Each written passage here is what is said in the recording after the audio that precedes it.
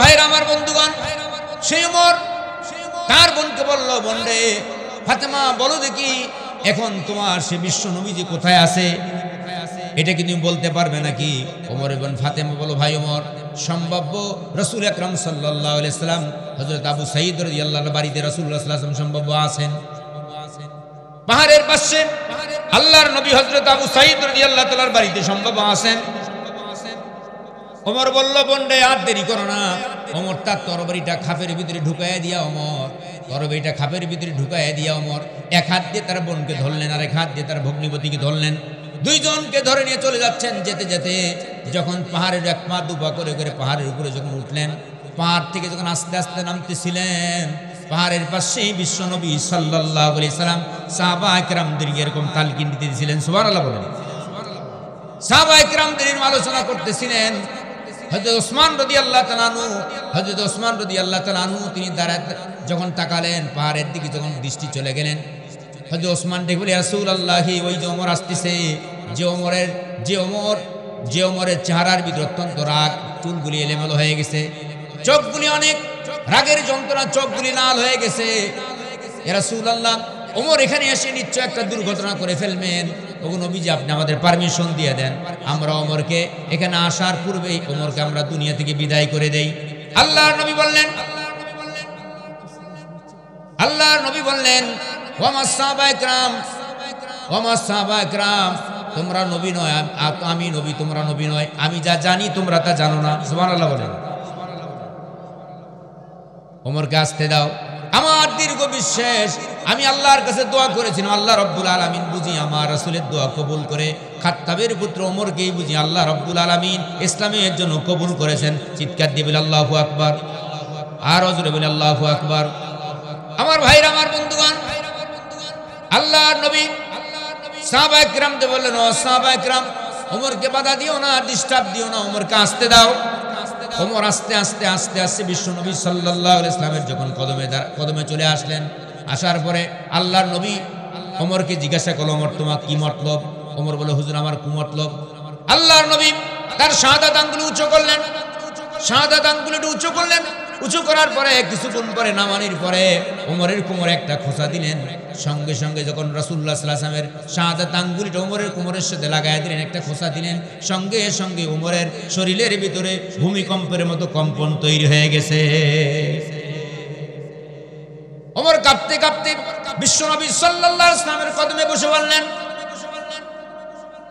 একটা মানুষ কত জাহিল হলে, কত নিম্ন হলে একজন মানুষ নবীকে হত্যা করতে যেতে পারে? এ মুসলমানরা সেই ওমর চলে গেছে রাসূলের কাছে, আর আল্লাহ রাসূল সাল্লাল্লাহু আলাইহি ওয়াসাল্লাম বলে, ওমর এখন তুমি কি করতে চাও বলো।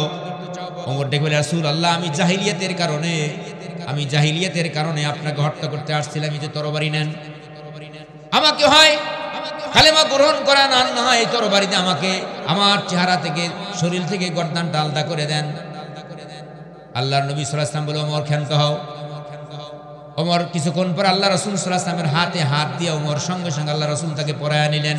আশহাদু আল্লা ইলাহা ইল্লাল্লাহু ওয়া আশহাদু আন্না মুহাম্মাদান আবদুহু ওয়া রাসূলুহু। ওমর কালেমা পড়ে মুসলমান হয়ে গেলেন। সুবহানাল্লাহ বলেন। কালেমা পড়ে মুসলমান হয়ে গেলেন। আমার ভাইরা, আমার বন্ধুগণ, কালেমা পড়ে যখন মুসলমান হলেন, হওয়ার পরে কিছুক্ষণ পরে ওমর রাসূল আকরাম সাল্লাল্লাহু আলাইহি ওয়াসাল্লামের কদমে তরবারিটা রেখে দিলেন। ইসলাম কবুলিয়তের পরে ওই তরবারিটা আবার ওমর যেন আকাশের দিকে উত্তোলন করলেন। সুবহানাল্লাহ বলেন। ওমর তরবারিটা আবার উঠালেন আকাশের দিকে। আল্লাহর নবী বলেন, ওমর রে, কি খবর?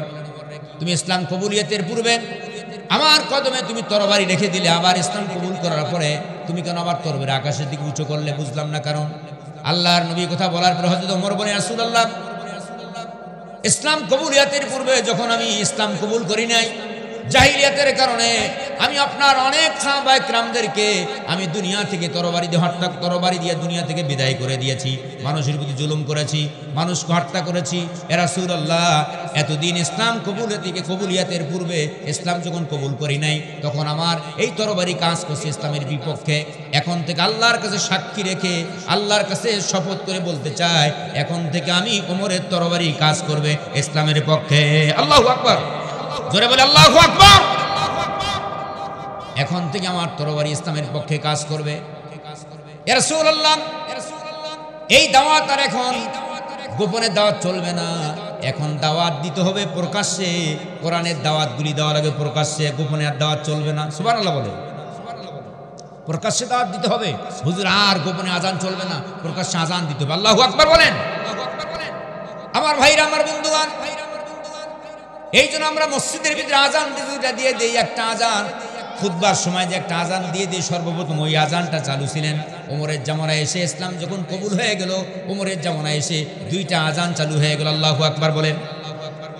আমার ভাইরা, আমার বন্ধুগণ, ওমর বলে রাসূলুল্লাহ, এই দাওয়াত শুধু এখানে থাকলে চলবে না, এই দাওয়াতকে মদিনা থেকে মক্কায় দাওয়াত পৌঁছাইতে হবে। দাওয়াত এখানে থাকলে চলবে না। ওগো নবীজি, আমাকে আপনি পারমিশন দিয়ে দেন, আর আপনার সাহাবায়ে কেরামদের আমার সঙ্গে দিয়ে দেন। আমি এই দাওয়াতটা সাহাবায়ে কেরামদেরকে নিয়ে, আমি মুসলমান এবং আপনার সাহাবীদেরকে নিয়ে আমি এই দাওয়াতটা কাবায় পৌঁছায় দেব। আল্লাহু আকবার বলেন। আল্লাহর নবী পারমিশন দিলেন। আল্লাহর নবী জনাবি বিশ্ব নবী মুহাম্মদ রাসূলুল্লাহ সাল্লাল্লাহু আলাইহি ওয়াসাল্লাম পারমিশন দিয়ে দিলেন।